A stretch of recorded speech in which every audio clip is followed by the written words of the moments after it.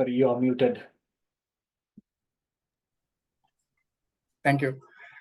Good evening, everyone. Welcome you all to the 8th webinar that we are arranging by Electrical, Electronic and Telecommunication Engineering Sectional Committee in IESL. We are having physical audience here in Navisri Studio in IESL, as well as we are having online audience as well. On behalf of the Electrical, Electronic and Telecommunication Engineering Section Committee, I would like to welcome you all first.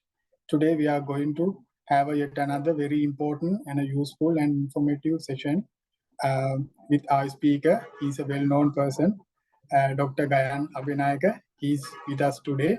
Thank you very much, Dr. Gayan Abhinayaka, for accepting our invitation to deliver a speech and share your knowledge, experience, and expertise with us here in Sri Lanka. So today we are going to discuss a very important and a useful topic.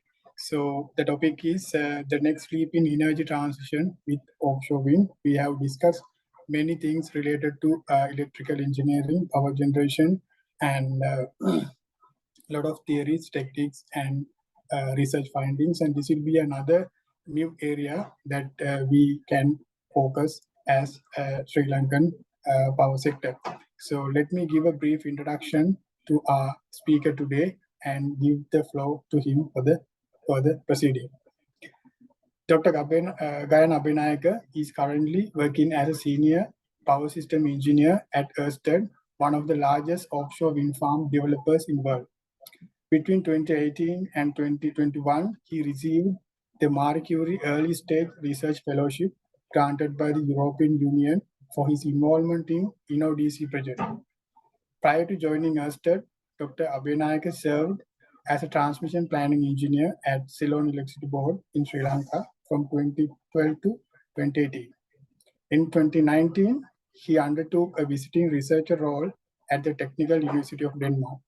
Additionally, he worked as a research associate on a UK National Grid Innovation Project from February to June 2020. He achieved first-class honors in his bachelor's degree in electrical and electronic engineering and completed his master's degree in power, energy systems, and high voltage from University of Peradeniya, Sri Lanka in 2011 to 2016, respectively. He completed his PhD in electrical engineering at Cardiff University, Cardiff, UK in 2021. During his academic journey, he was honored to have the Professor E.O.E. Pereira Gold Medal for the most outstanding engineering graduate at the General Convocation in 2012, and also secured the first place in IEEE Power and Energy Society UKRI presentation competition held in Cardiff 2018. Further, he was the secretary of the IEEE PLS Society UK and Ireland chapter for the term 2020 to 2021. Additionally, he occupied various notable roles within IEEE Sri Lanka chapter, Power and Energy Society chapter, and Young Professionals section, including Assistant Secretary and Professional Development Chair from 2015 to 2016. Moreover, he held the position of the Secretary of IEEE Young Professionals Sri Lanka section in 2016. Very importantly, he's a chartered engineer in the Institute of Engineers, Sri Lanka. So we are very honored and privileged to have you today, Dr. Gayan Abhinayaka. So without taking much time, I would like to hand over the floor to you. Over to you, Doctor. Thank you very much, Dushyant, for your very kind introduction. Shall I turn off my video for the sake of saving some bandwidth, or just is that okay? Sure. Okay. Let me share my screen.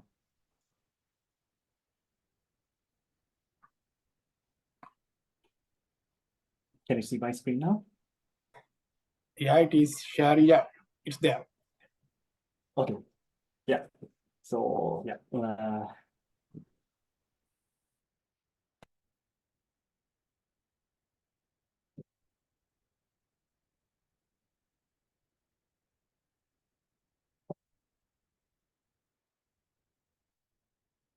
Yeah, all right. So let's start the session. Mainly, it's an honor and a privilege to stand before you today to discuss this timely, important topic on offshore wind development and its relevance in the context of Sri Lanka, which is an island surrounded by the sea. First and foremost, I would like to thank Engineer Dushanta Vanyarachi, the chairman of Electrical, Electronics and Telecommunication Engineering subcommittee of IESL for inviting me today to cut through this timely topic and all the members of IESL and the staff for their facilitation. So this talk, I'm not going to talk much more detail on technical details, but we could take during the Q&A session. Mainly, I would like to provide an overview of this technology and the relevance in the Sri Lankan context, and then how we could gain the benefit of this emerging technology. I'm not sure how many of you have have seen this title, "Mining the Wind." Typically, it's not a very familiar.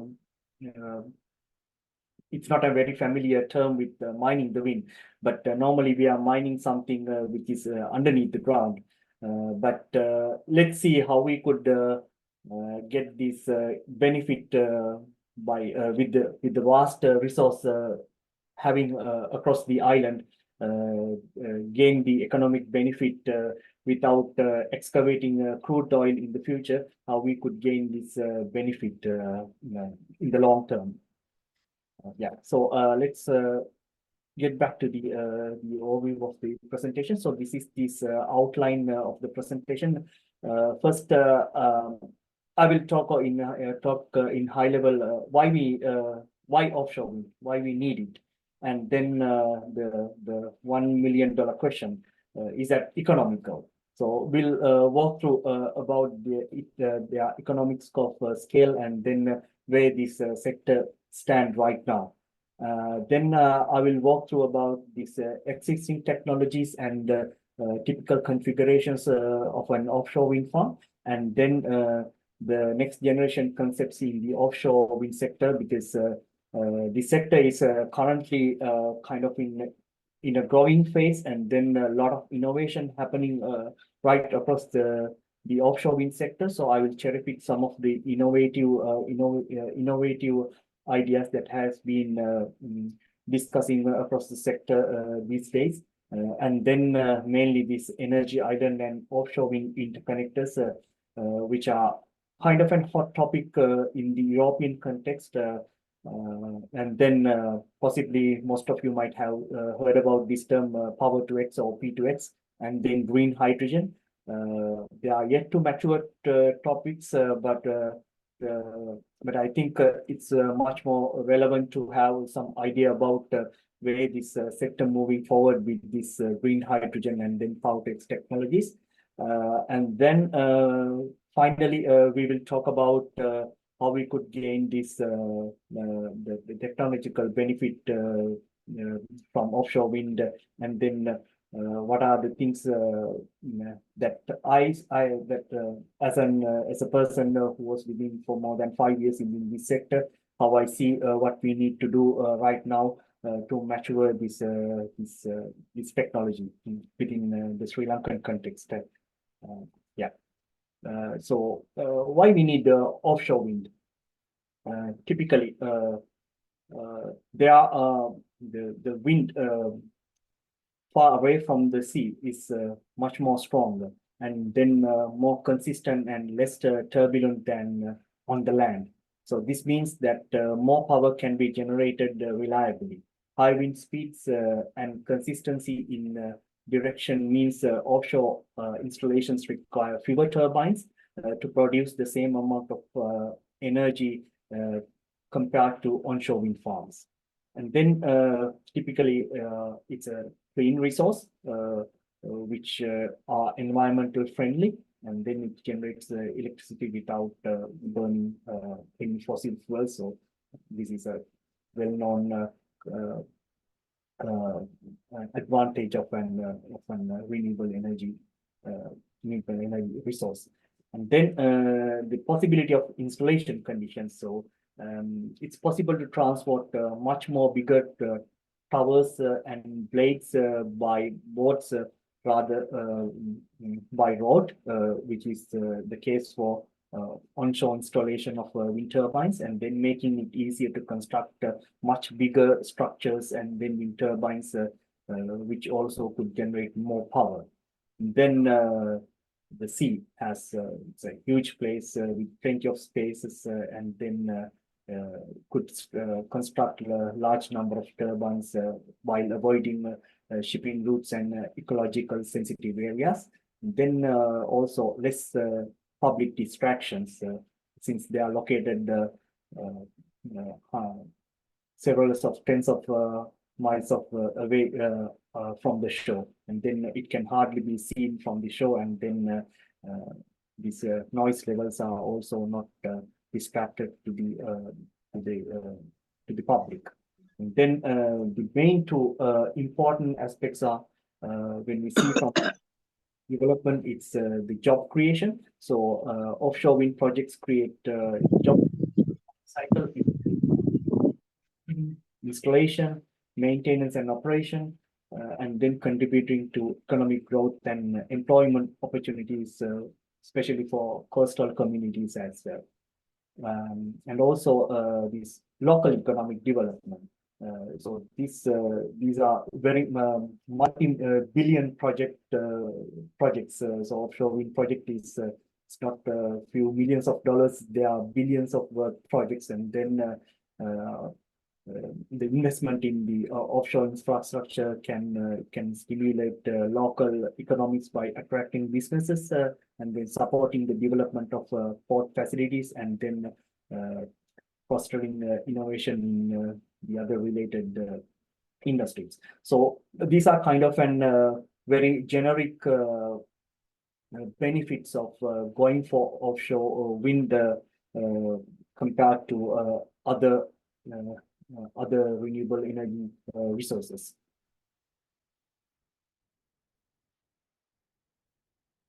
Yeah. So the next question is why we need for this offshore wind. This is mainly coupled with the policy goals which are enforced by different governments across the world. Generally, offshore wind technology provides added benefits over its onshore counterpart, such as high energy yield and lesser public disturbance, as I mentioned before. But on top of these benefits, the main rationale behind the rapid development of offshore wind sector is the need for rapid decarbonization.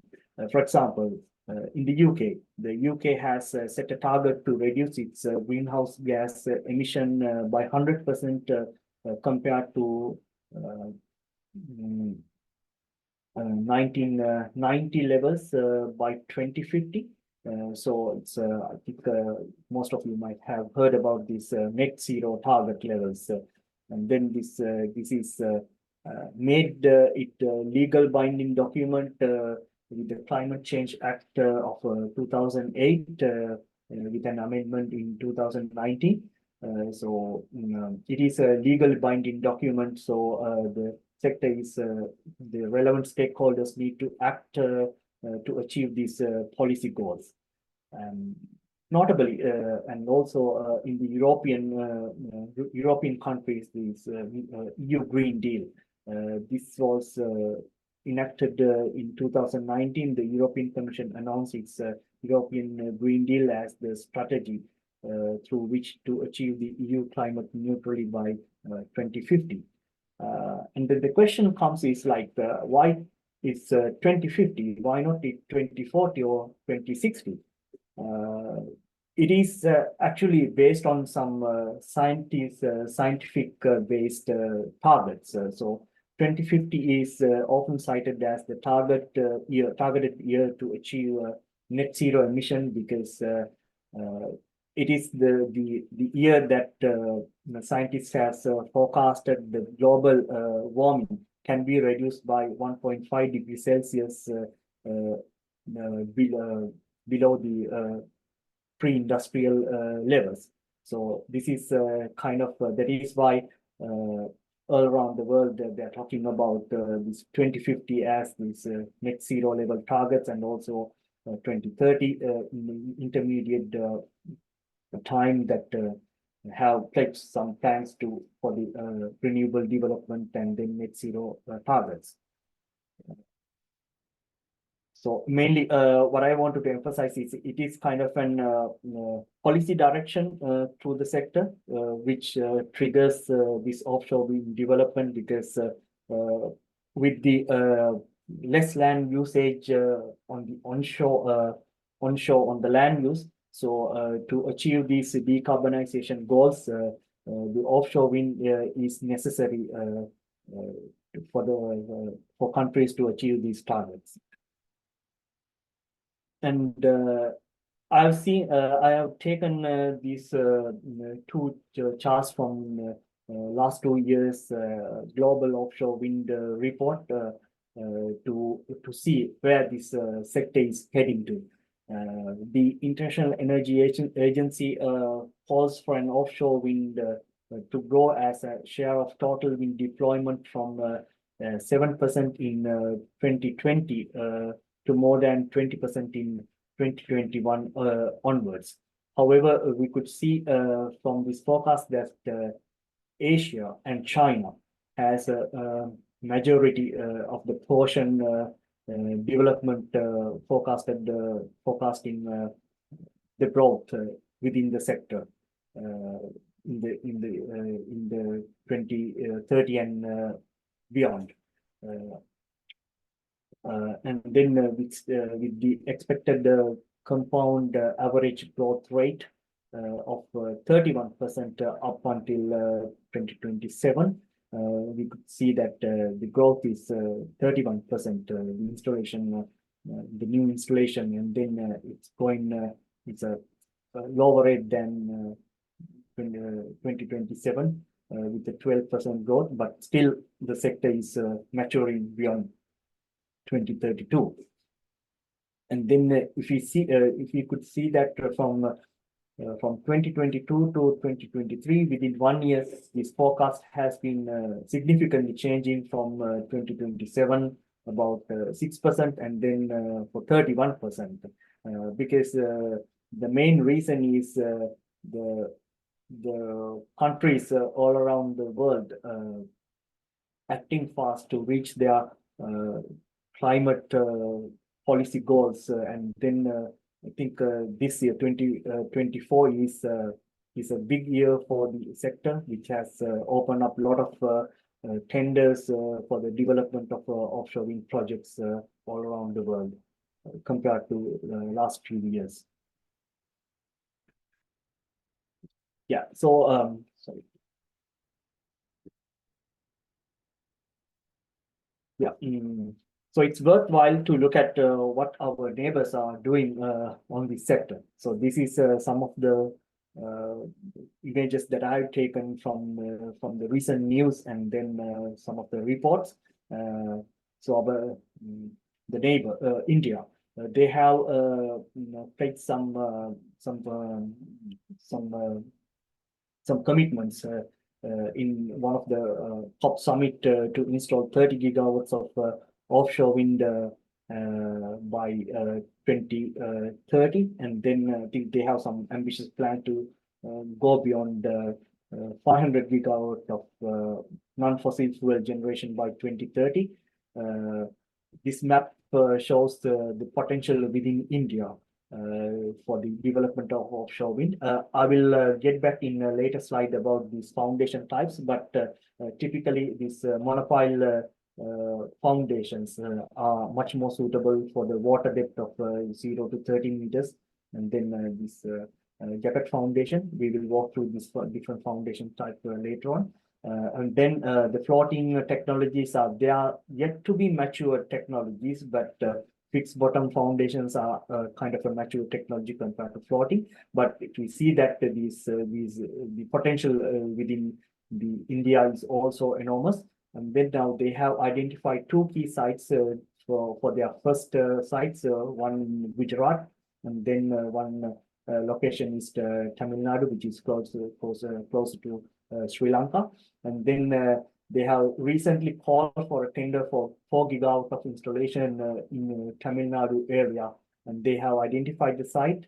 So they have done all this preliminary work for the tendering, and then they are welcoming developers to for these auctions, for the seabed auctions.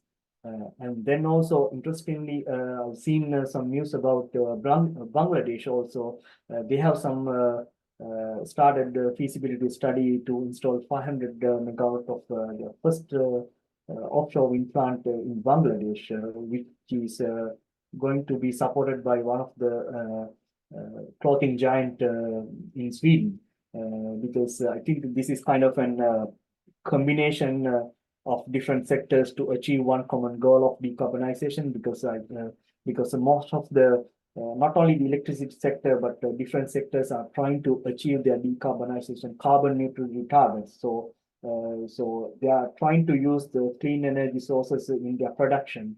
From this news, it sees that this clothing giant is trying to fund for these projects. So it's kind of an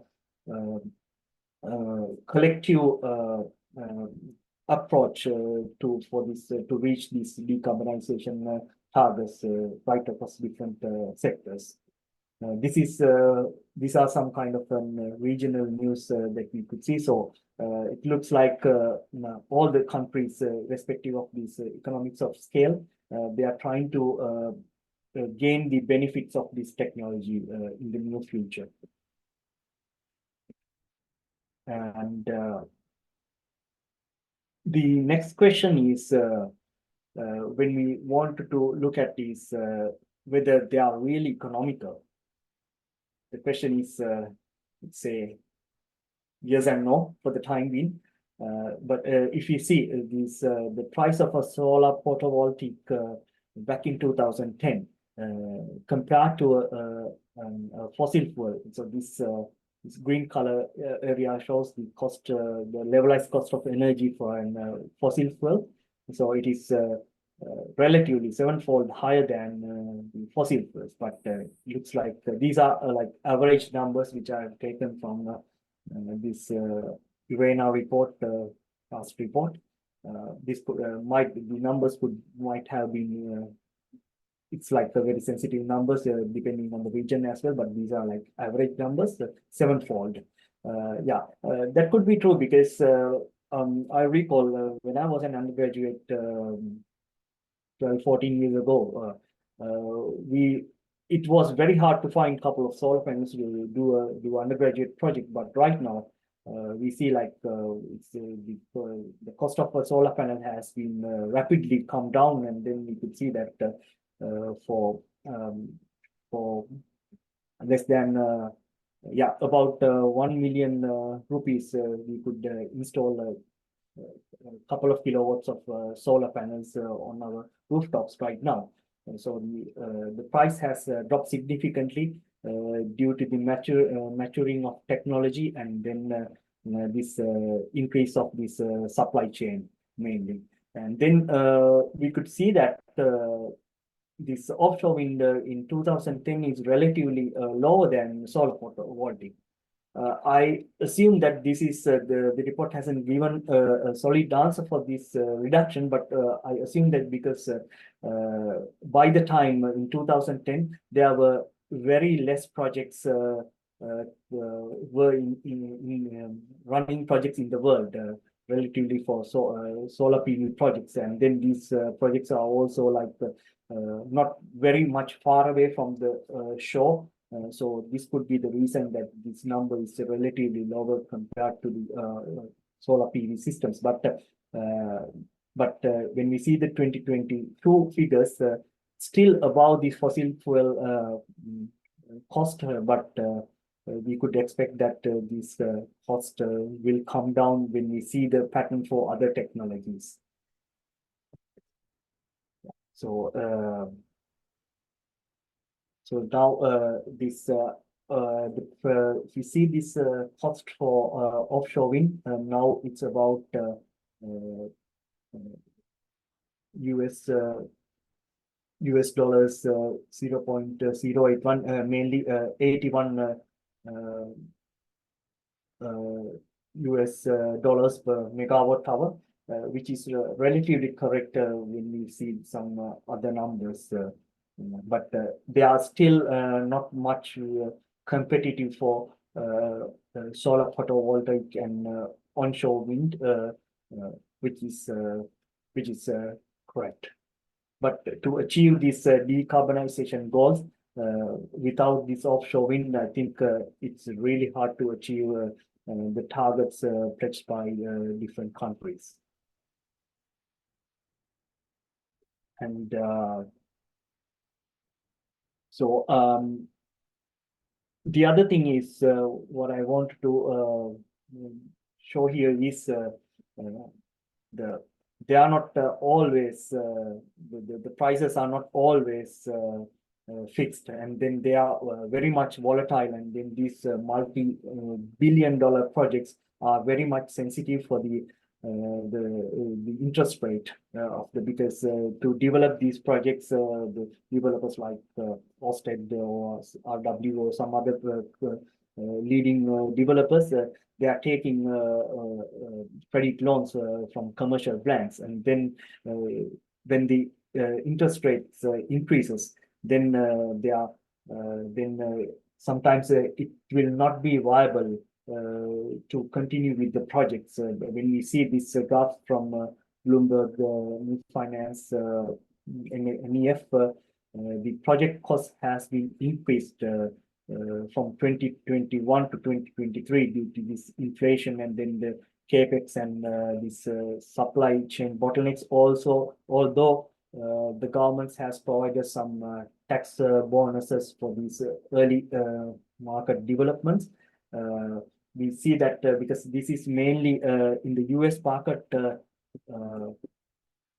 Last year, Ørsted has to cancel 2 big projects, and then the impairment, the project loss is accounted for $5.6 billion.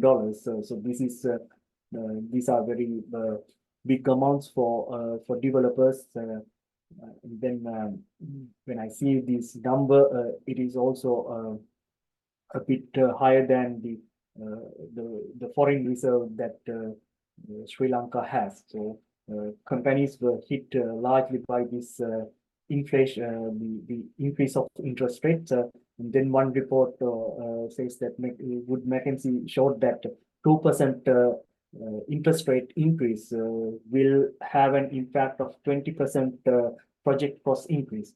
So, and then developer has to check before they take the final investment decision whether they could at least cover the project cost that they have put into these projects or not. So when the calculation shows that it's not viable to go with the project, so the only option to go ahead is to hold the project, which incurs a lot of cost for these the companies or the developers. So it's not always I mean, like renewable, sometimes it's very much sensitive for the inflation, and then I think we have seen some interest rate drop downs, and then sector is going back on the right track after this inflation dropping across the world. Well, so this is kind of an overview I wanted to give about this where this offshore wind sector stand right now. There are pros and cons within the technology, which is always true for any technology, I believe. And then let's look for some technological overview of offshore wind farms, and then yeah, we'll proceed with that. So this is a very typical configuration of an offshore wind farm.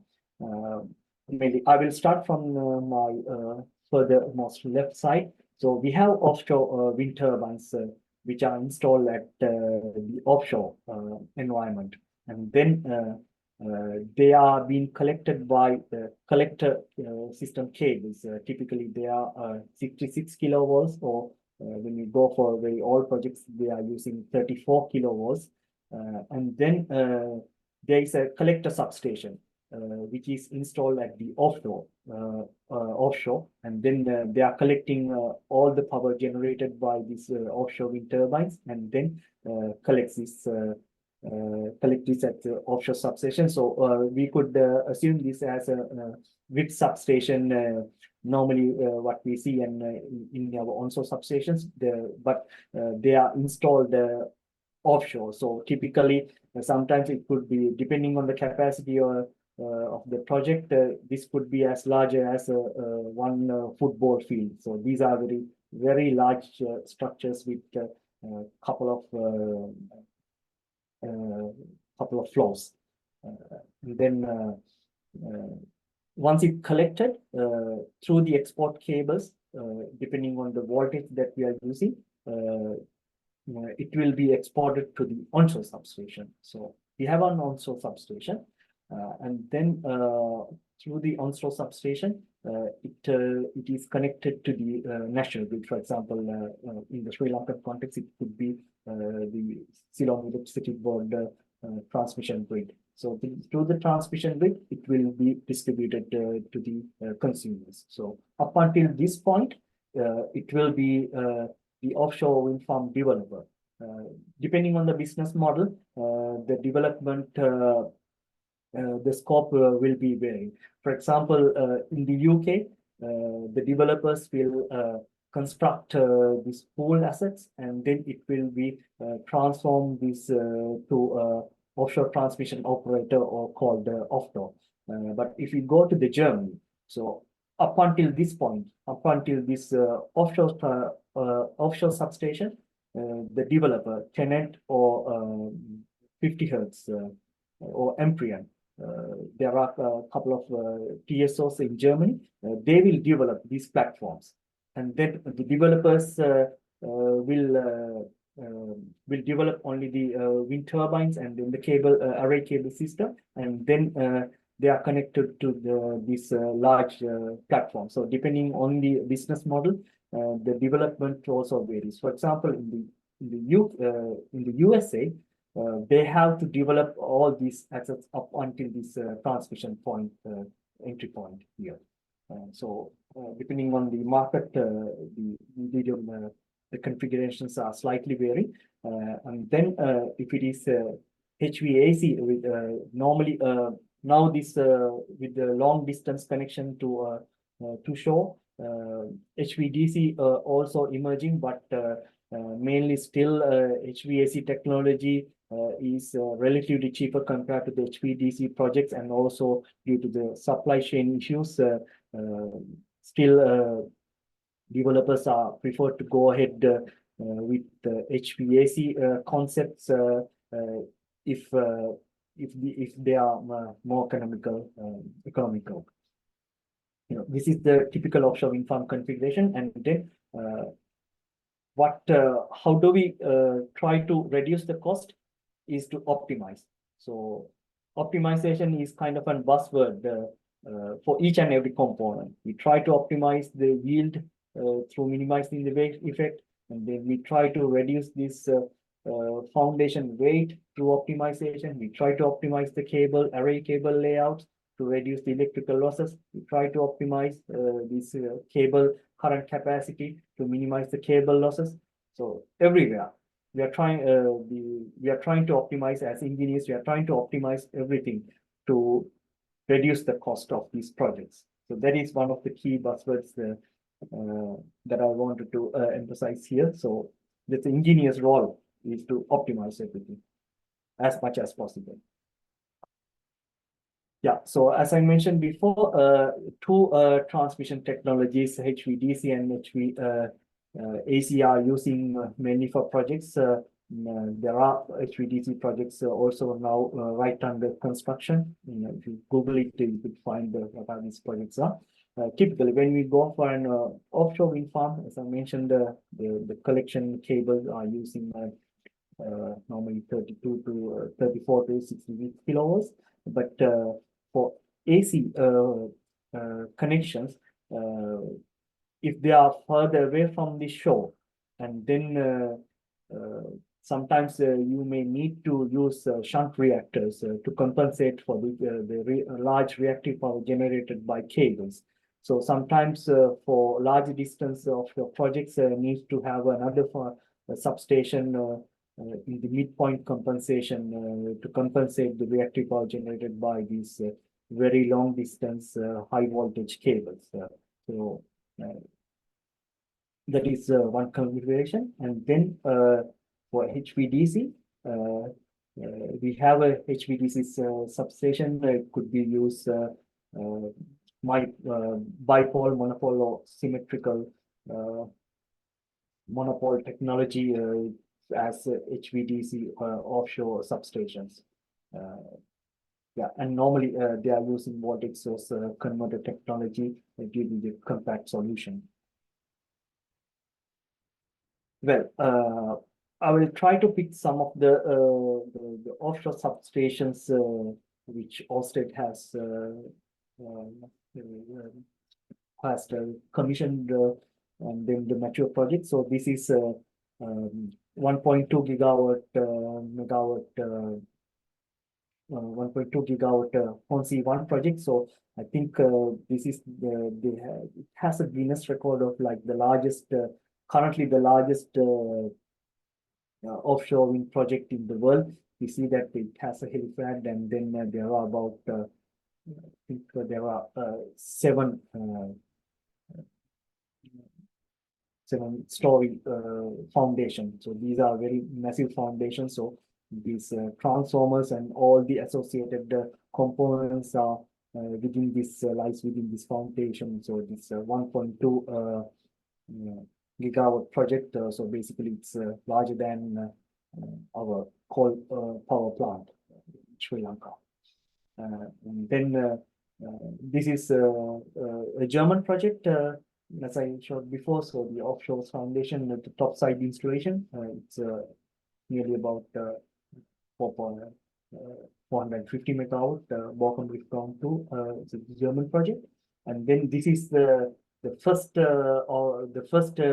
USA project, the South Fork Wind. It is 132 megawatt, just a small number compared to the other. It's commissioned actually early this year, so it's grid connected this year. So you can see that the US also trying to emerge with going phase with this technology right now. But these projects, the concepts and everything has been started about 8-9 years ago. And then construction will take place about 3 to 5 years, between 3 to 5 years it will take. Yeah. Yes, just some images of where these projects are located.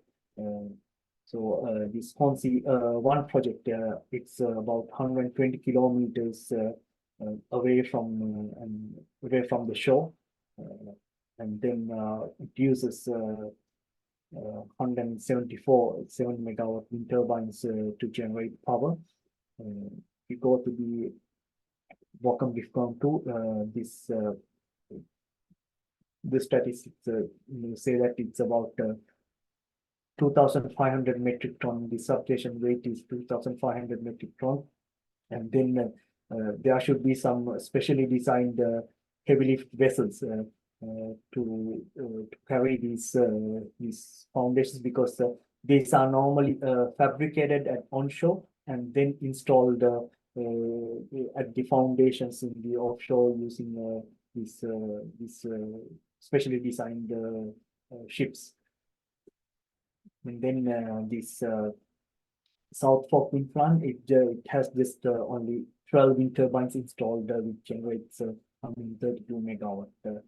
Yeah, this is kind of an guinea pig project for USA, because rather going for like very large projects, commercial projects, it needs to be demonstrated what are the challenges that this technology will encounter. And then after lessons learned from these small projects, then it's always a good idea to go for very large projects. So that's why one of the key reasons to have a very small project initially, and then in the pipeline they have like more than 800 megawatts of projects are now in the pipeline. Installation one project which is also now under construction. It is, yeah, so this is kind of an overview of offshore foundation. I just want to emphasize here, like these foundations are, these structures are very large steel structures, depending on the size of this, the capacity of the project. Yeah, so we'll see what would be the typical timeline of a development project of an offshore wind farm. So initially, due to the project development phase. So it will take about like 3 to 5 years for the development of the project. So we have to do a lot of feasibility studies, like geological studies, because we always it's need to be avoided very marine sensitive areas and then fisheries. So and then detailed geological assessments are needed to perform to avoid these sensitive areas, and then wind yield assessment. So that is where this trying to optimize how we could gain the maximum benefit out of the free energy coming through the wind, and then throughout the project's update of business case assessment, because always it's need to be checked whether this going ahead with the project is economically viable or not. And then during the design and then application projects, so the detailed design of the project design will take place, and then community engagement. I think for any project, it is very much important to engage with the community and then provide them with the right information about the benefits these local communities and as of the benefits that they are receiving from having these projects, and then the grid connection application. So kind of an PPA agreement before we commit for the PPA power purchase agreement. So it need to be put a grid connection application. So it need to be checked with the compliance with the grid code requirements. Then there are especially there is a specialist role called grid connection managers who will look after this grid connection projects. This is one kind of a specialist role within these renewable projects, and then the consent appeals. So that needs also needs to be checked. And then when the project get matured, and then all the necessary permits, and then the consent has been received, then the developers will trying to mature the project. So it will go for the detailed design of the phase with the components are trying to optimize, and then the procurement will start because for like because whether it will be multi-sourcing process, or you go for like the with different manufacturers. You procure through different manufacturers. So it will be an EPC project which we will hand over all the engineering, procurement, and construction for one single company. So depending on the decisions within the project, it will go for EPC contracts or like multi-contracting phases. And then throughout the project, as I mentioned, like the business case needs to be updated with the maturity of the project. And then you take the final investment decision once you mature the project, whether to go ahead with the project or not. So as I showed before, before this stage, they will evaluate whether it's go with the construction, whether it could gain an economic benefit or benefit for the project or not. So once it goes through this final investment decision, it will start constructing and commissioning, and then finally it will hand over to the operation and maintenance. Typically, offshore wind farm will run for about 20 to 25 years. Yes, so as I mentioned, this is just an illustrative graph. Just wanted to show initially during this project development phase and until this construction phase, the developers put a lot of money invest a lot of money for the construction, and then once the project is completed only through PPA agreement or spot market bidding, the project will generate revenue for the company. And then if the graph looks like, then the companies will gain some economic benefit. And then if the project is really good, you could recover the cost very soon after it's in operation. But what if a scenario like this? You will never going to recover your investment. So then the project will be a lose. So I think not any developer wants this to be happen. So needs to be carefully reviewed before it takes this FID. So it involves a lot of engineering, finance, and all the knowledge and the contribution from different streams to decide whether this FID is a very important milestone for the project. Yes, so the previous slides, I just wanted to give an overview of how an offshore wind project looks like, and then the basic concepts. But we could discuss more in detail about if you have some specific questions. So next few slides, I will try to dedicate about this next generation concepts of wind technology.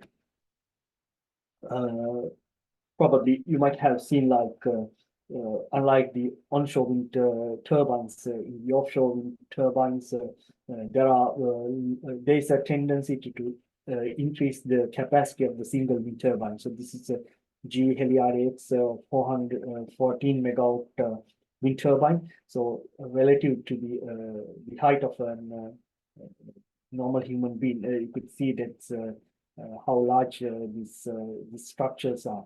They are installed offshore shore. And then this is Siemens Gamesa 400 megawatt wind turbine. So this 236 DD means the diameter of the blade. So it's 236 meters in diameter, so possibly more than the length of an airplane. Yes, I remember the analogy.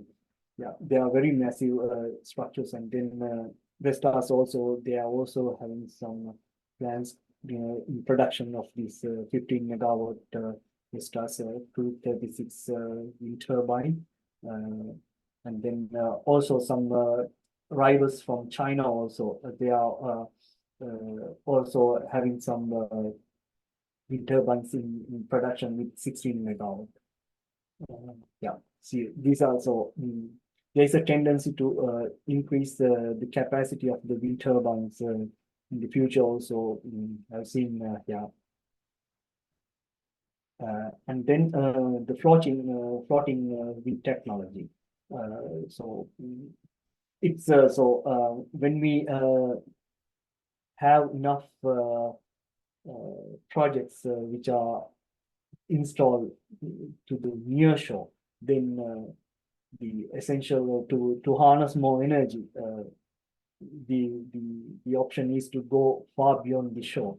But when we go more towards the deeper into the waters, it's not always economical to have the fixed bottom foundations, and then the floating wind technology emerged as a solution for that one.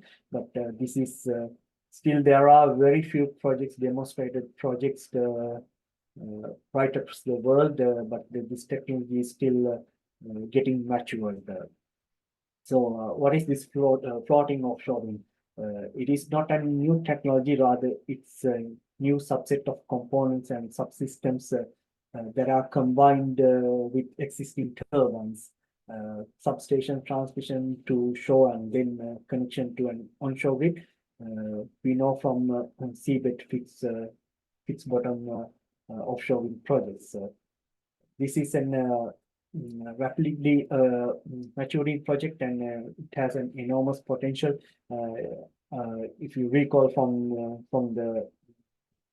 the map that I was shown in India, it shows like within this orange color shaded area, the shaded area is relatively larger compared to the other areas, because when you go further away from the sea, these water depths are very high, and then we see like a lot of wind potential compared to the near shore.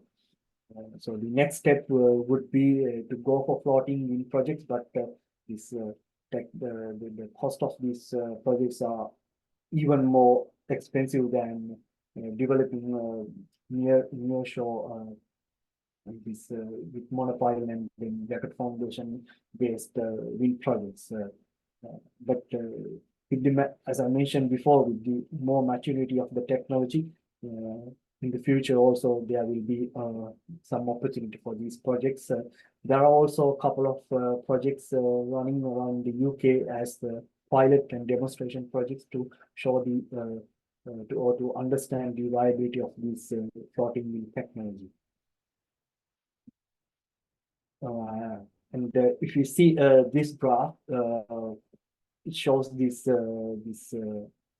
purple color lines shows where this floating technology could be deployed, and then these blue color lines are showing which are both suitable, the areas which are suitable for both floating and fixed bottom foundations. And yeah, we see that even in this APEC region also there is a lot of potential. Actually, Australia has recently announced the winners of its last week or a week before, they have announced the winners of their first auction round for the seabed lease.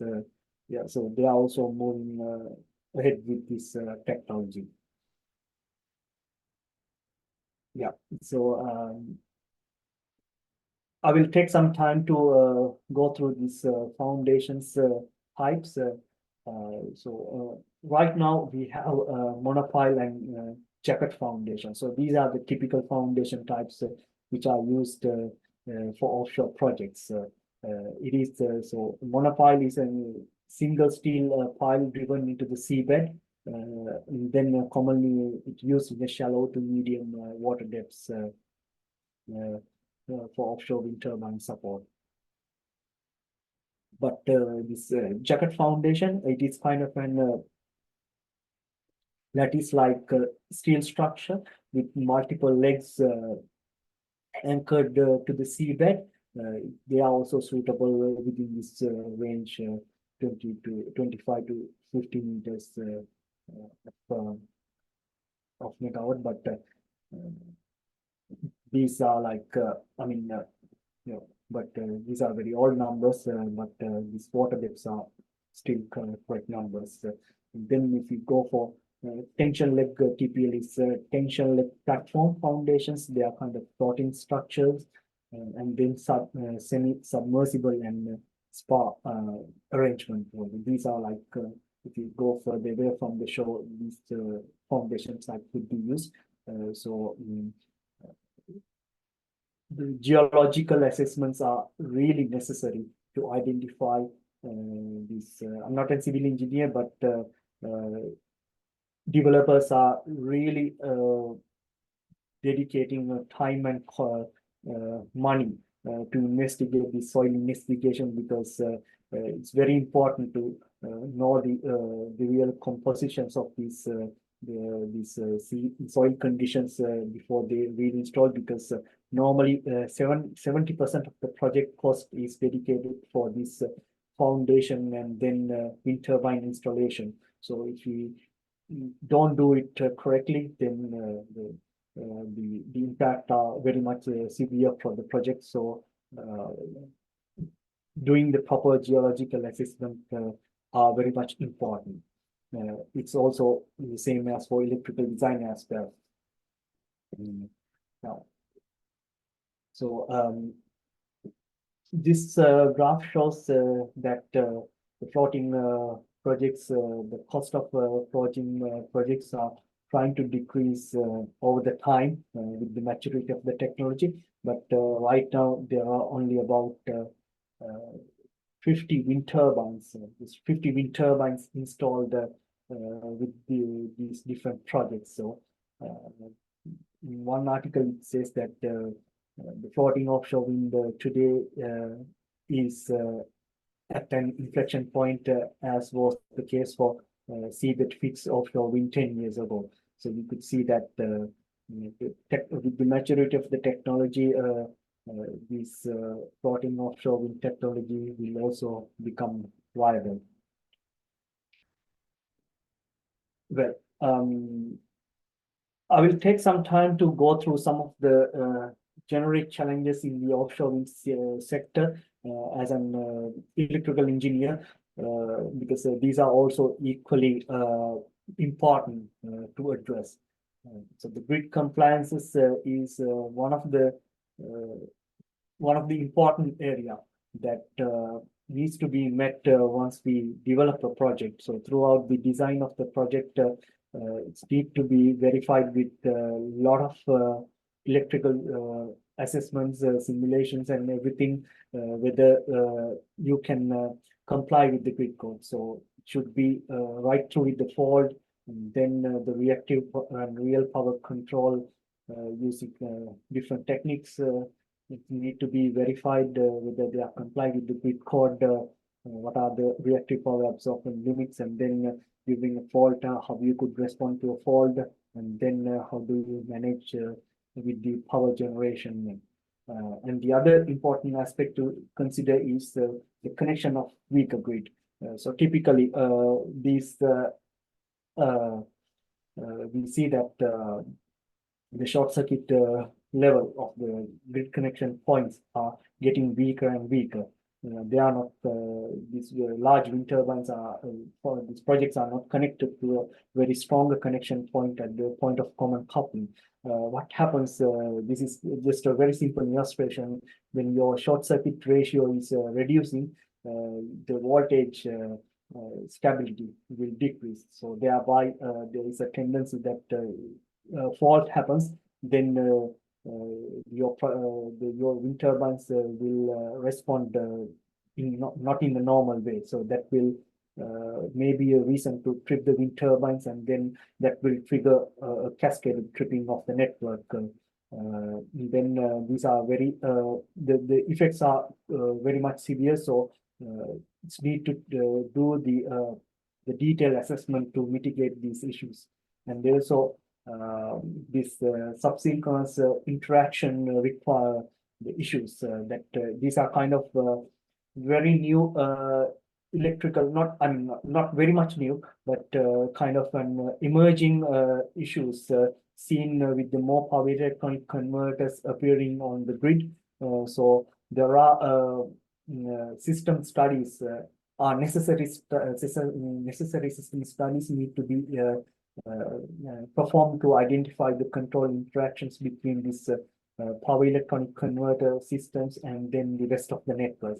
So I have appended some of the useful signal references which have been provided some guidelines to refer or to mitigate, how to mitigate, and then how to perform this necessary system study. So these two technical brochures has been recently published, and then they are also like very much important when performing system studies to identify the issues, and then to provide the solutions in the projects.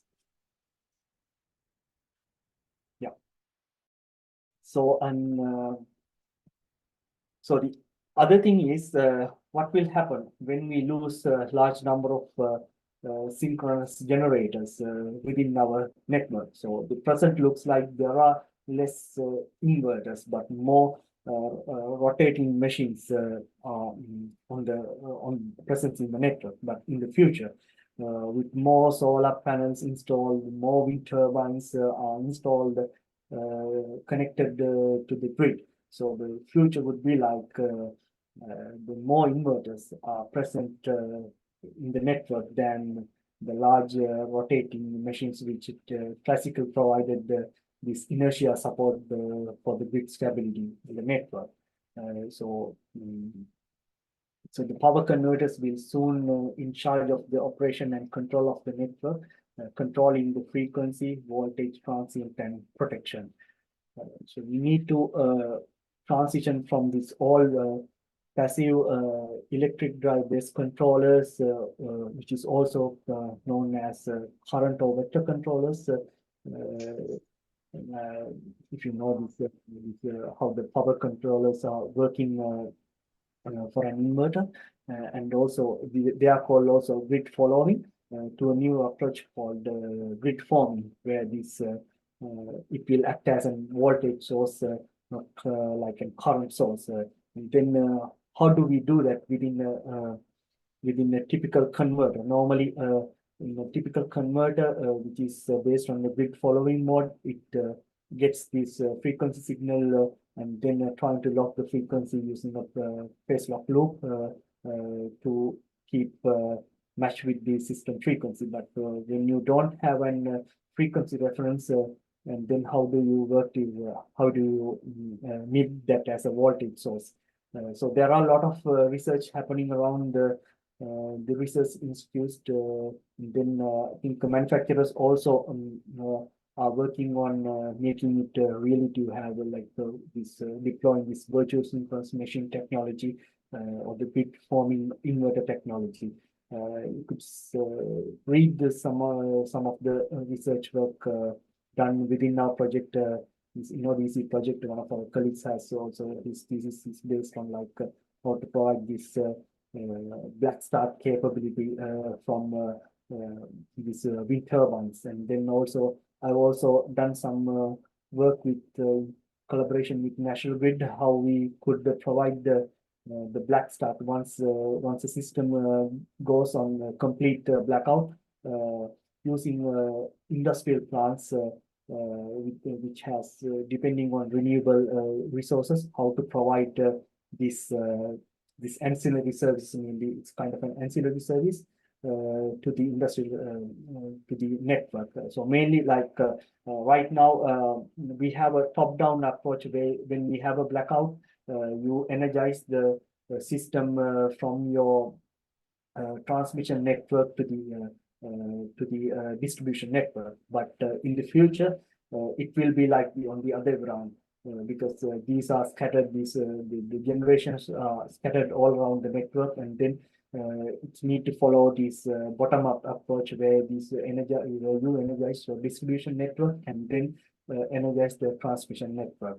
So it's kind of a different way of energizing. So these are kind of future concepts, but with the way this development is happening, I think it should be addressed. There is an project in the UK called Distributed Restart. So that has demonstrated what type of technologies that could be used for this bottom-up black start capability support. And then what is the block load size? Mainly like block load means like how much capacity or the initial megawatt can be re-energized through these small generating units.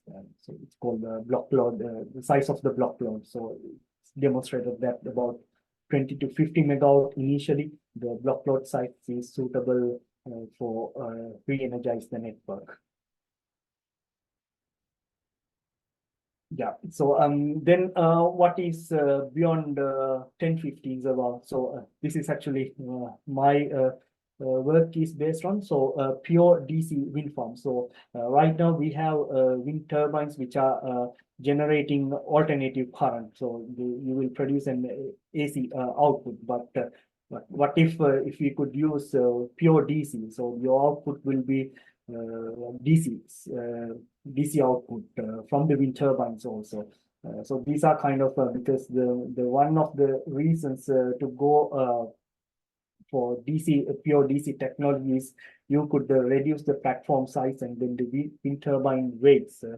So that will significantly reduces the cost of the foundations and the project cost, but still not near term. Near term, these the technologies will be deployed, but this will be something that people are looking at in the future to go for like all DC wind turbines. Just to demonstrate, just to show some of the technologies that people will work beyond 10 to 15 years.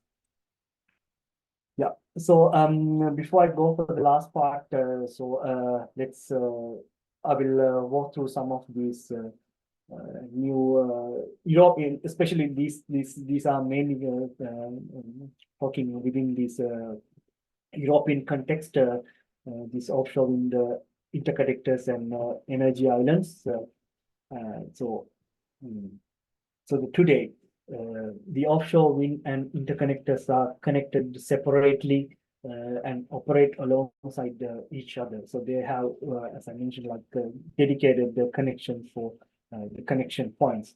But in the future, offshore wind and interconnectors working in harmony. So we'll have one big substation, and they all are connected to one large platform, and then they are distributed for the lands which are necessary, which needs the energy. So the future will be like not point-to-point connections, but they are like connected into one common large platform, and then interconnected to the land. So mainly in the UK, this graph I have taken from UK. So interconnectors already provide a way to share electricity between countries, because especially Europe is relatively small compared to the other regions, and then to have more stable supply, there are a lot of interconnectors. So this is one map within the UK. So there are a lot of connections between Norway, Denmark, France, and also Belgium, and then also there are some proposed connections with Germany as well. Yeah. So this is it's also offshore wind. It's also a key enabler for green transition, and then these multi-purpose interconnectors will allow clusters of offshore wind farms to connect in all in one go, as I mentioned before. So what are these benefits of these interconnectors? So that will reduce this the coastal community with fewer individual connections, and then it will enable a reliable flow of electricity, which can be turned up and down upon the necessity. And then that also provides a significant cost reduction by using a shared asset as a cluster. So these are kind of two projects which are under consideration: this North Sea Wind Power Hub project and the National Grid and TenneT multi-purpose interconnector. So these are projects under consideration right now for these large interconnector projects. So I will just highlight this North Sea Wind Power Hub project. It's based on the North Sea. It's an offshore wind energy. It's called like the Power Hub in the North Sea region. So harnessing the power of the North Sea that requires to look at the whole North Sea and comprehensively rethink the energy system as an of all Western European requirements.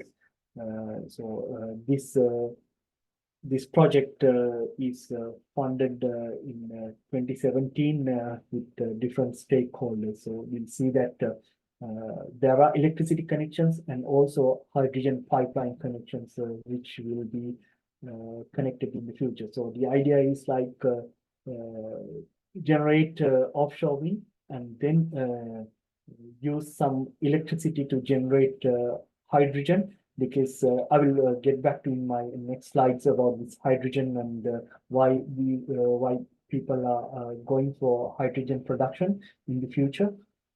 So it's kind of an multi-purpose interconnectors which trying to generate electricity as well as hydrogen as well in the future. And there are different concepts also like AC and DC, and then in the future we are talking about this hydrogen pipeline. So we generate electricity and then produce hydrogen within the substation at offshore, and then distribute to the land where necessary. Yeah, so it's called mainly like e-fuels, because this use electrofuels, so using green electrons as it says, like because it's generated through renewable energy and then used for fossil fuel production. Yeah, so and the few slides before this last slides, the energy island concept.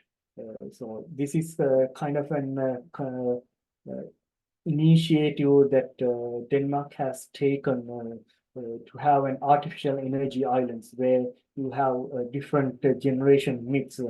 Could be offshore wind.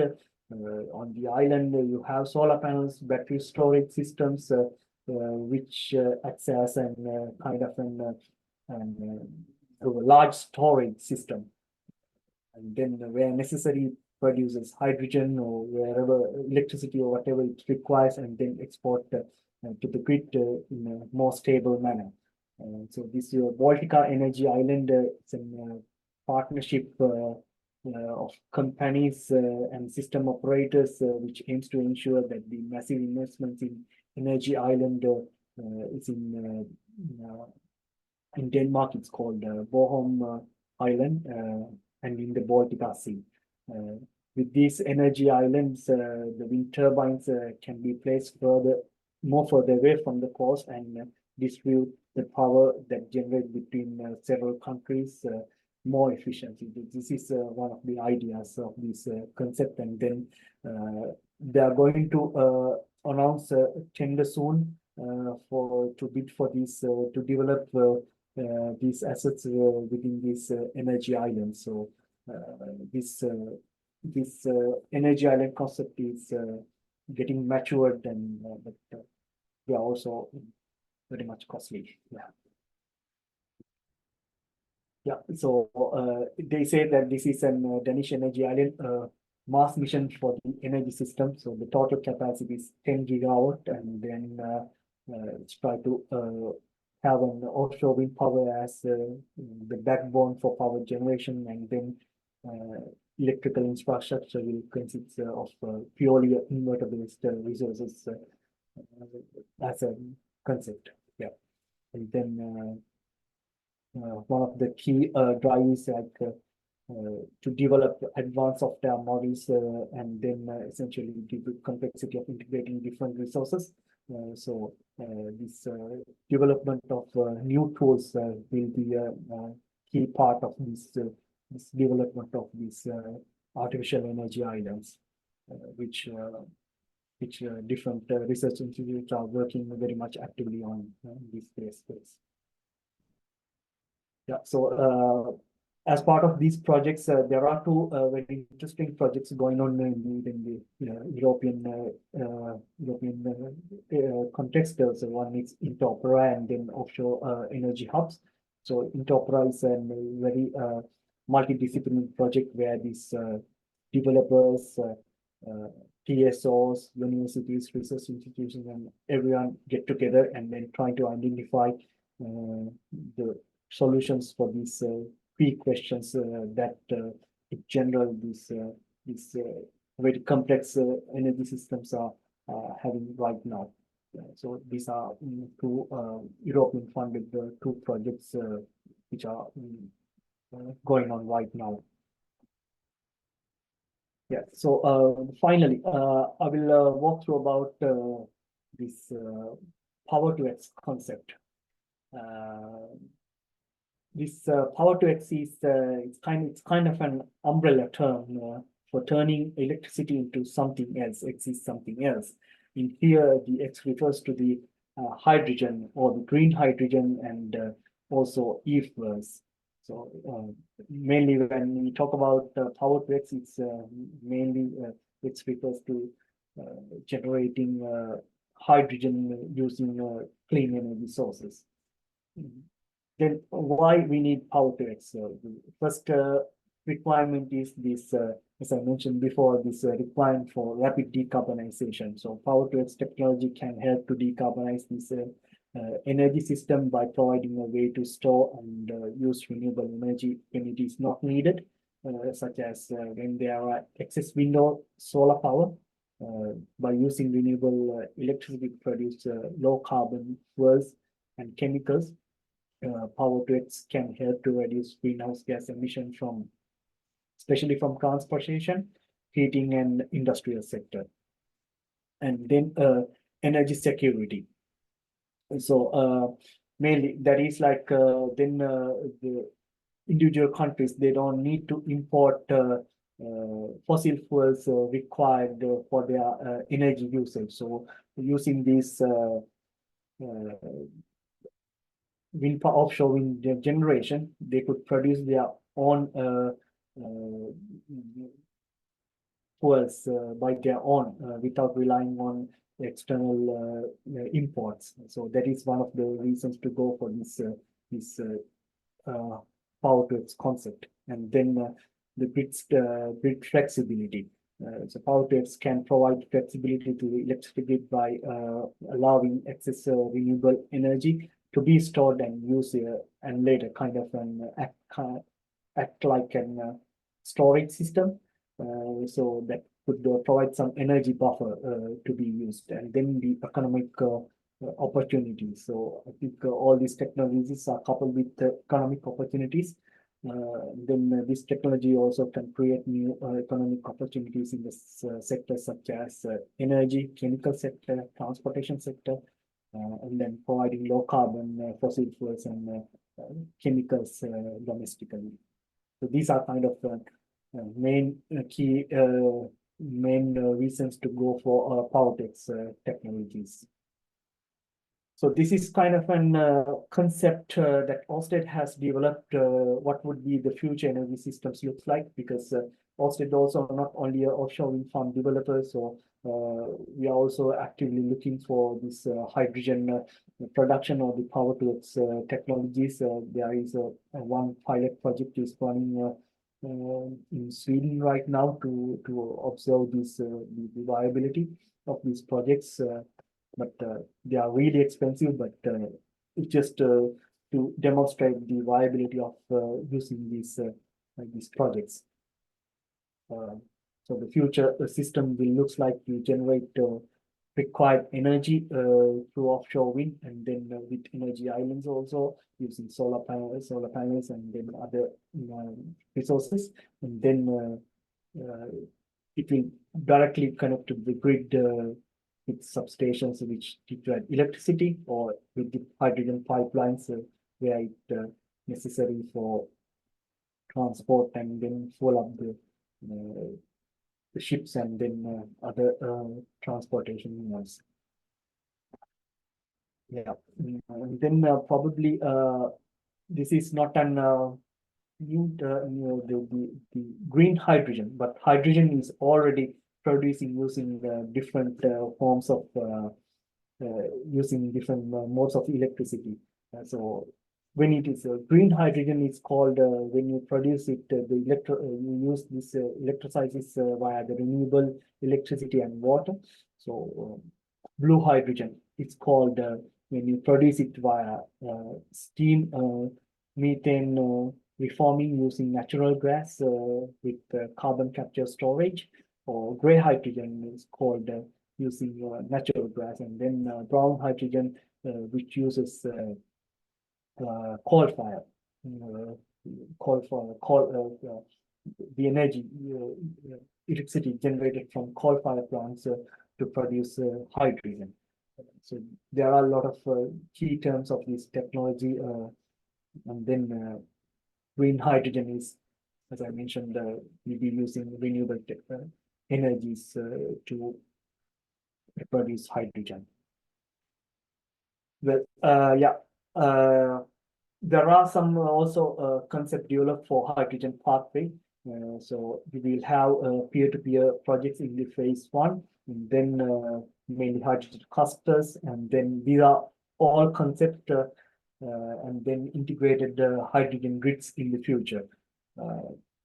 There is a long pathway to go, but it's a good idea that we also have some knowledge on what this sector is moving forward.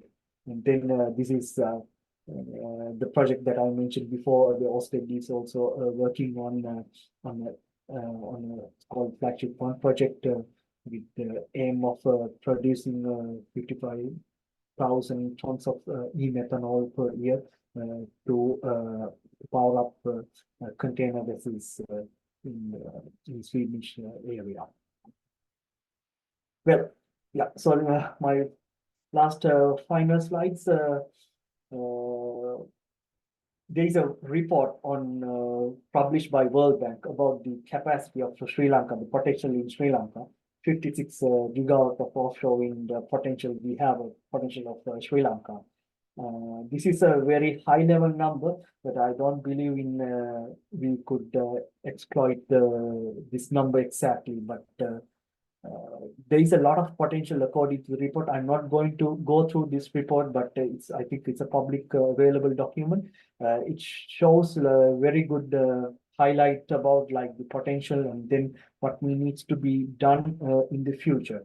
When I see this report, so mainly, we know all the benefits that I mentioned before are very much coupled, whether it's Sri Lanka or any other country.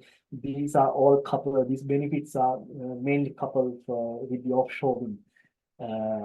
But when we see what's need to be done to make this technology a reality, the first question that we need to be answered is who will be driving this, and then who are accountable to drive this renewable energy technology. So it's need to be clearly identified whether it's a sustainable energy authority or any other formed separate entity will drive these projects or having a master plan to deploy this technology. And then who are the stakeholders, and then who are accountable for each and every category of the requirement. And then it's need to, because this report only provides a very high level assessment using spatial data, but I think we need to go one step beyond and then perform detailed electrical system studies to identify the necessary and required capacities to achieve the RE policy goals imposing with the long-term transmission generation plan and transmission development plan produced by Ceylon Electricity Board. So it needs to be assessed what are grid capacities, and then looking at this the growing demand, and then which coupled with these policy goals, how we could use this offshore wind technology. But it's expensive, but need to think about how we could achieve these policy goals. But yeah, and then update of the grid code. It is necessary to update the grid code to reflect the changes will come together with the connection of wind plants, offshore wind plants, and then perform this preliminary marine and ecological surveys, and then we need to create a very transparent auction framework and then tender design. That is very much important to attract developers, because the transparency is very much important for this multi-billion dollar project to attract developers. And also grid connection process and permitting. There should be a way to for the permitting to make the permitting and application process. So there are it's not need to be done from the scratch. There are very matured markets like UK, and then other European countries, which could refer some of the good work these countries has done, and then mainly deploy LiDAR measurements. To identify the sites, and then these LiDAR measurements are very much important to get the full picture of the feasibility of this project design. So they will play a critical role in planning, design, and operation of wind plants that will provide valuable data for wind resource assessment, site characterization, and turbine optimization, and also wake analysis, and then operation safety.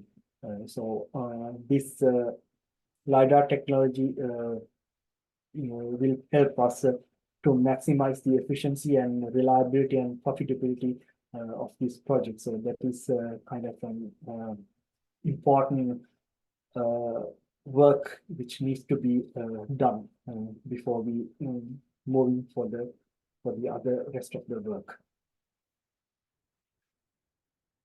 So I think there's a lot of homework to be done before we realize it, but I'm pretty sure that we will go there at some point. Yeah, thank you very much.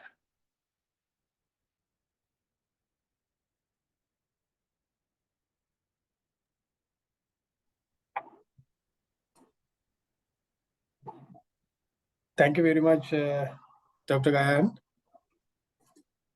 for your informative and very useful and descriptive discussion that you brought for our Sri Lankan engineering community.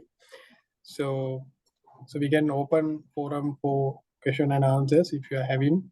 So I saw few questions in chat box as well, and we are having a physical audience in Mayuri Studio as well. They also can join with us, and our online users can also join interactively with this session. So you can raise your hand so that we can open you for the forum. Until such time, we can go for the questions that we had in our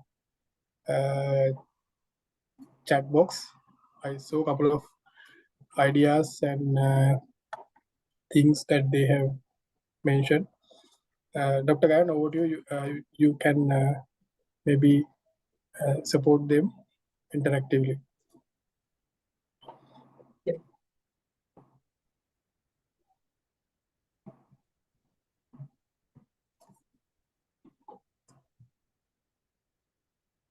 Sorry, should I read the question and then try to answer it?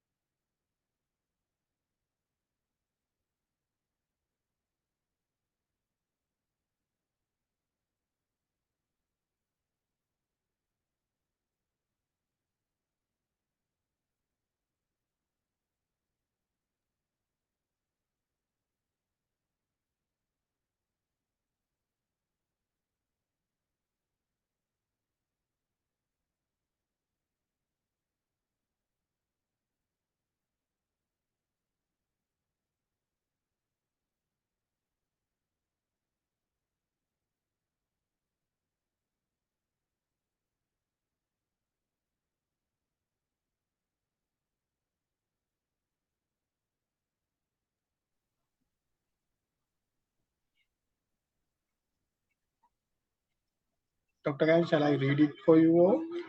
Yeah.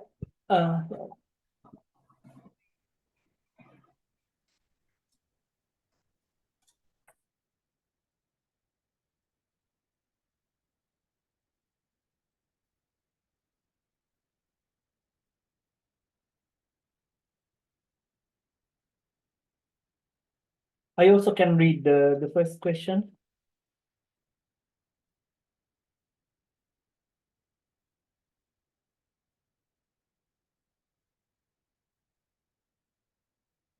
Dushyant, can I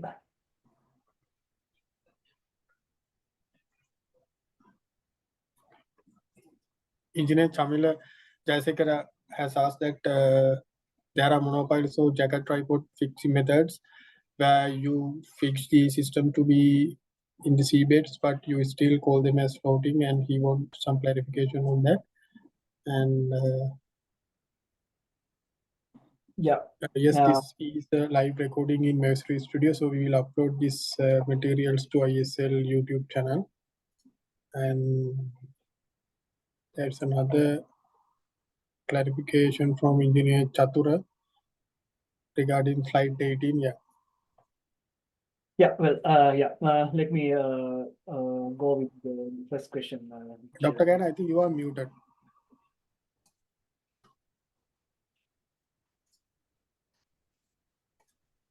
Hello, can you hear me?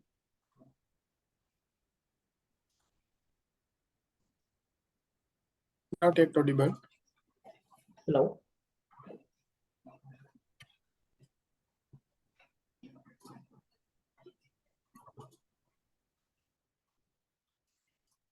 Can you hear me now?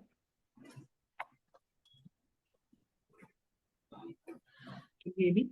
Not yet audible, it seems. We can hear you.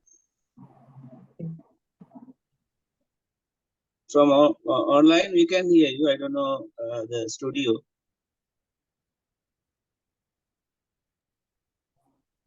Yeah, I can hear you.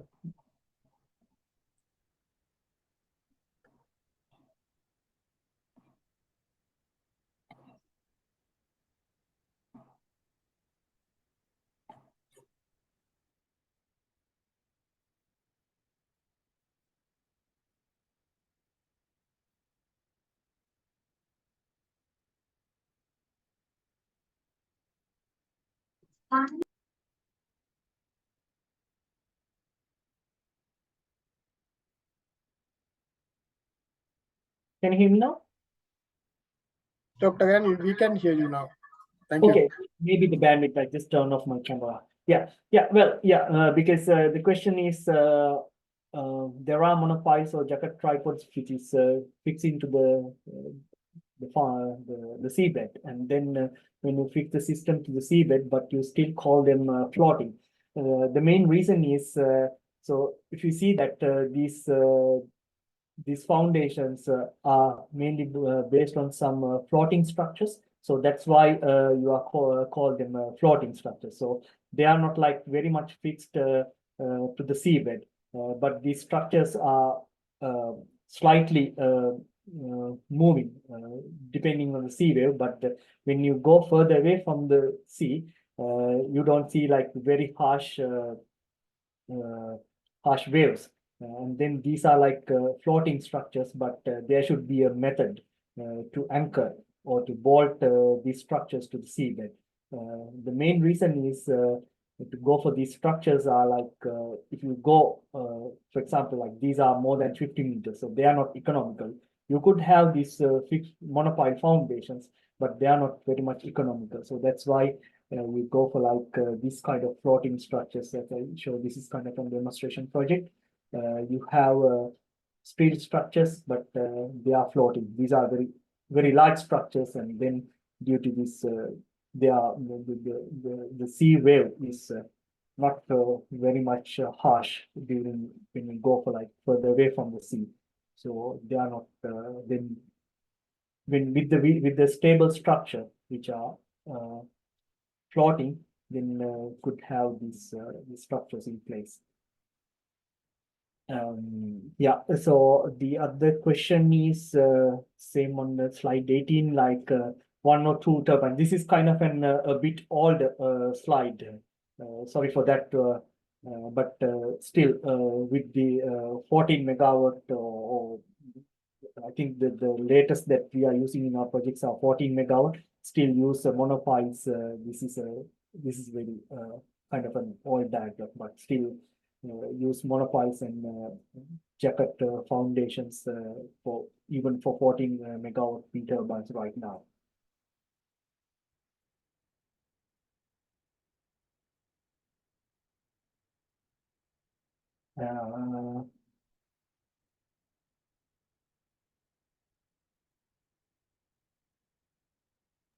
Engineer Mayur was here. Yeah.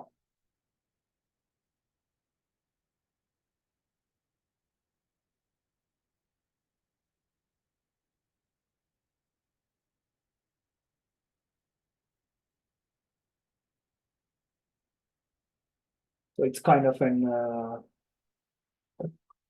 comment rather question. I think he's mentioning about this Colombo. Yeah, Colombo port is it's a highly demand transshipment facility. Yes, because we cannot use existing most of the time existing port facilities to do all this fabrication and everything. Most of the time these fabrication yards are developed closer to the project area. Then you could make this transportation and all the logistic. I think it's more of an opinion than a question. Yeah, feasibility. So mainly like, because that's why I mentioned like it comes with economic benefits, creating more job opportunities, having a port or the fabrication plants closer to the projects. Actually, most of the fabrication which we have for our projects are this steel fabrication is done in Asian countries, and then these large steel structures are shipped for the project location, seeming that Sri Lanka is based on a very strategic naval location. I think Engineer Samita Karna also. Yeah, if you could gain some benefits, having some at least one fabrication. Some comment. Yeah. That will be more economical And viable. engineer with the basic as well. I'm sorry. Yeah, I think. Yeah.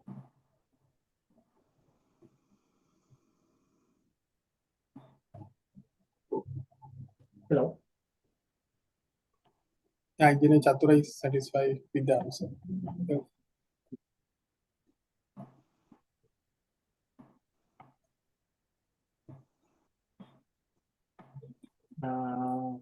Can we go to the next question?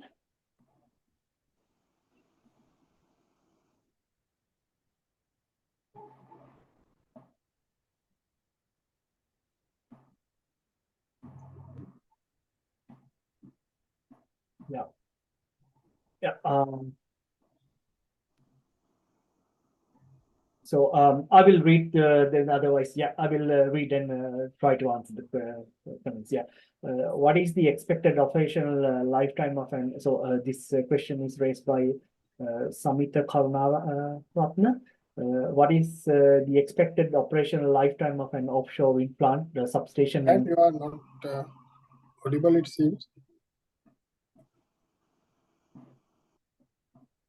Can others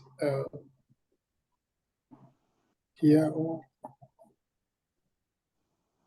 Yes, we can hear.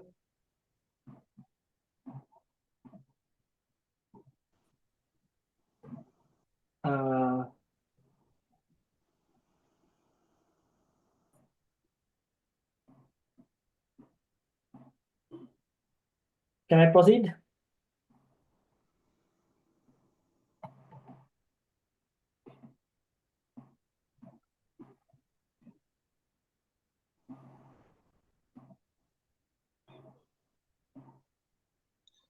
Can I have one question, please? Yeah, I think, yeah, otherwise we will Yeah, time. I am Pul Dompege, the project director for the Mana Wind Power project in CB. So my thank you very much, first of all, for your insights. So my question is, several locations you used a specific term like off-wind technology. right? Offshore, Of course, offshore. mechanically and civil wise, it is yes. There's a big difference. There's a big differentiation. But Yeah. electrically, what is the facts for this differentiation? Is it wind, off wind and on wind? Is MO? There's a big difference. Let me clarify. Yeah, the main reason is for let's start from I think it's good to go with this typical layout and then explain. That will be much clearer.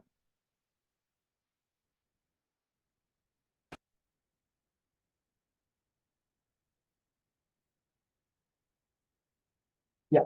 So if we start from analogy for onshore wind plants, so this is the same electrically, but the collector system cable. So because these are like one wind turbine will averagely produce like 10 megawatts, and then the current capacity of these array cables are a bit relatively larger than the onshore wind turbines. And then this substation. So normally this is located at offshore, and then the transformer designs are relatively different compared to onshore substations. And also this we are using a lot of cables to export. We don't transmit via an overhead transmission lines. And then these are also buried underneath the seabed. And then because these cables are generating a lot of reactive power. And then we need some compensation solution. So thereby, if we use AC technology, we used to have shunt reactors included in this either end of the cable section. So mainly, whether depending on the distance to the shore, we need to use shunt reactors to compensate this mainly reactive power. And also to comply with the grid code requirements, normally we have a STATCOM placed at the onshore substation.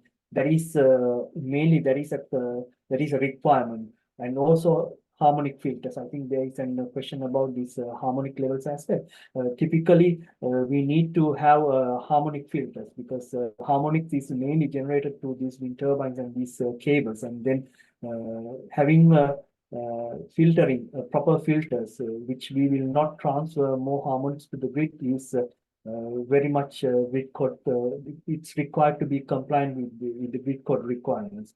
And then if you have a very weak grid, then some of the projects are using synchronous condensers because if we connect to a weak grid and then if we are not providing the right inertia support to the grid, then we are not able to comply with the grid code requirements. So sometimes some projects are using synchronous condensers as well, which is lost for in terms of electrically, they are kind of a loss, but still required to be in par with the grid code requirements. Yes, and then there are some new technologies called eSTATCOM, which could do fast acting look like with the battery energy storage, small battery storage system, which could provide the mimic for inertia support, but these are like kind of an getting mature technologies, this eSTATCOM technology. Yeah. These are kind of like very generic differences between the offshore and onshore systems, offshore wind systems.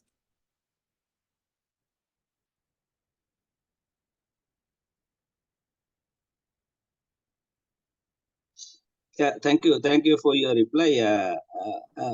Now, generally, all these are electrical add-ons. I can rather say, right? Yeah. So, comparatively with the nacelle, is it difference? Is there any difference between the offshore and onshore? No, sis. I cannot say like because I'm not a wind turbine specialist, but when you go for like very large structures, these components are mainly the same. I don't think there is an key difference between when we go for like larger structures, but mainly like inside these transformers and all the electrical components, they will be the same. I don't think there is a difference between the onshore and offshore, but there are definitely like designs because as I've shown, like the nacelle for a 14 megawatt wind turbine is very large. That I'm not a wind turbine specialist, so I cannot provide much more details on that. Possibly, yeah. Okay, Doctor, thanks. Thank you, Mr. Kempy.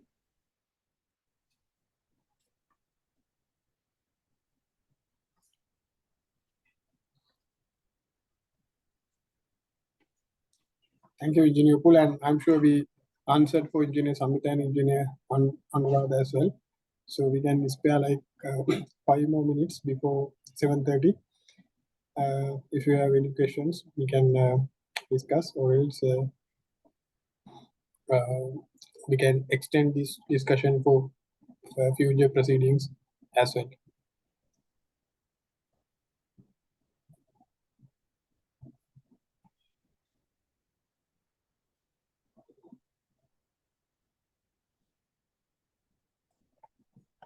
Yeah, And this also, sorry.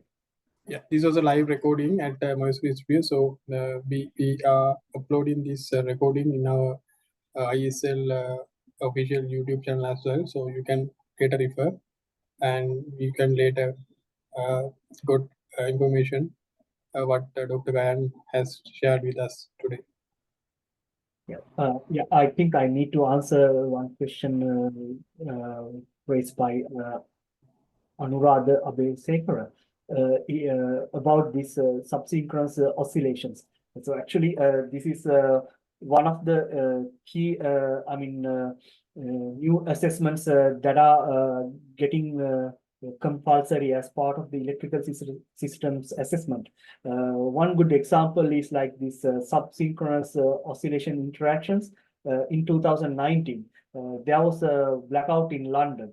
So that was mainly the post-mortem studies has identified this is due to the fact that some control interaction has happened between two wind farms in the vicinity of two wind farms with the inverters. So wind power plants trying to compete to fall right through. And then this has triggered for the interaction. So, and then as I mentioned, there are some recent SIGRE technical studies published how to perform this subsynchronous control interaction study. So these are kind of like as we do typically when we do the electrical assessment, we carry out like short circuit studies, normal small signal stability studies. Now it is becoming a requirement to perform this SSI studies, subsynchronous oscillation studies. For all these studies to be done, I think our grid models should be verified with the detailed EMT assessments. And then the model should be very much ready to mimic the real world scenarios. So that is kind of an continuously doing in the electrical engineering world to update the models, electrical EMT models to mimic this the real world scenarios. Otherwise, we cannot observe these very specific transients when we do these analyses.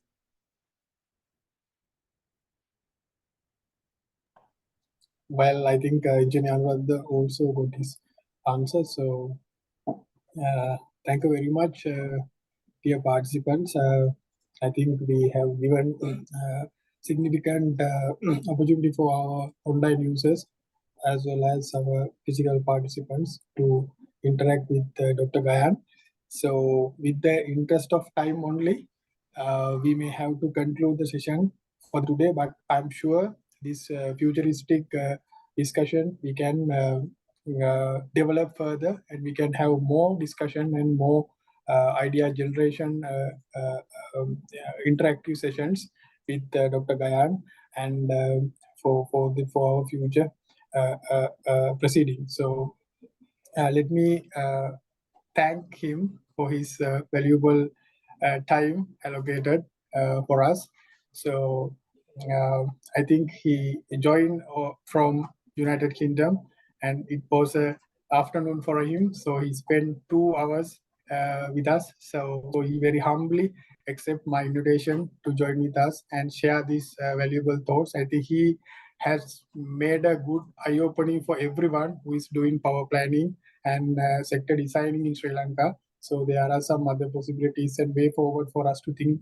And I think he is a very unique scientist who is doing research in this area, and we are very proud to see you as a leading scientist who is working in United Kingdom, and you are profoundly making a significant impact for the Sri Lankan power industry as well. So on behalf of the Electrical, Electronic and Telecommunication Engineering Sectional Committee, I would like to honorably thank Dr. Gayana Abenayaka for your valuable time spent with us. So it was very wonderful, very informative, and a very descriptive session that you brought for us.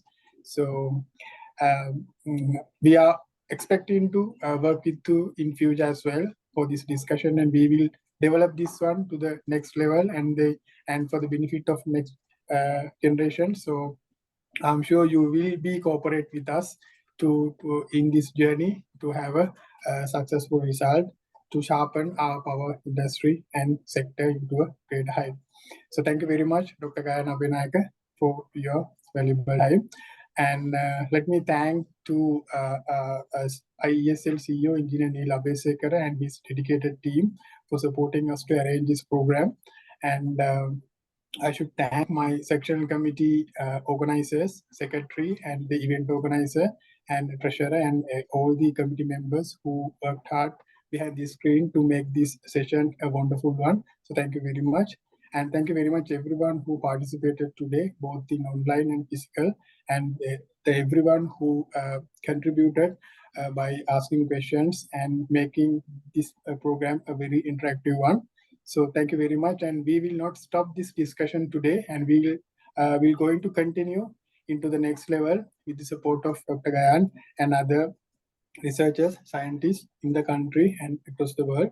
So let me thank once again for everyone who supported us, and let me say goodbye and good night until we meet again in the next session. Thank you.